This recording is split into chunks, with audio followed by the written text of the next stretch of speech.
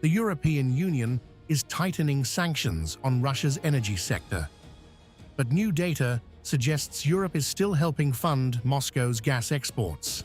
According to shipping data analyzed by German NGO Urgewald, EU imports of Russian LNG from the Arctic Yamal project surged nearly 18% in the first 5 months of 2026. More than 8.3 million tons of Russian LNG entered European ports between January and May. In fact, almost 97% of Yamal LNG exports were shipped to Europe during this period, making the EU Russia's biggest customer, despite repeated pledges to phase out Russian energy. More than 2/3 of the liquid assets of its sovereign wealth fund are gone.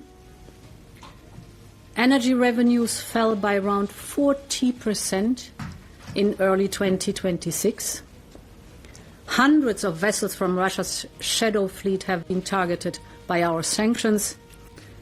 Export controls are depriving Russia's defense industry of critical technologies and components. So our consistency with the sanction packages is paying off. Today we are putting forward the 21st sanctions package. We focus on the sectors with the highest impact, that is energy, it is financial services and crypto, trade, and this time it includes for the very first time fisheries, and we are banning the entry of former Russian combatants into the European Union. The figures expose a major loophole in the EU's sanctions regime.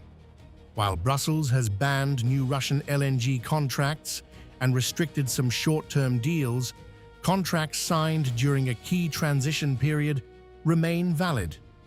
Critics say that GAP has allowed Russian gas to keep flowing into Europe largely uninterrupted.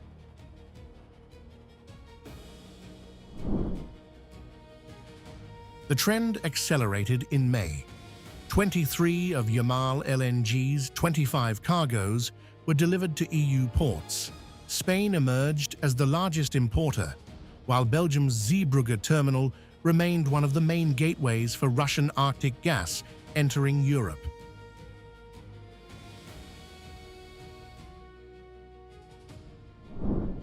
The short-term contract ban has had no visible effect so far, because the timing gap weakens its impact. That is disappointing, as the current circumstances seem favorable for ending the war by seriously increasing pressure on Russia.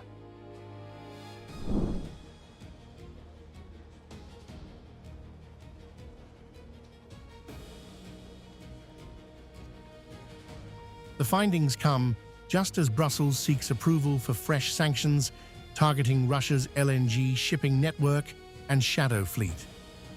But the numbers reveal a growing contradiction. Even as the EU expands restrictions on Moscow's energy industry, Europe remains the primary market for Russian Arctic LNG, raising fresh questions over the effectiveness of the bloc's sanctions strategy.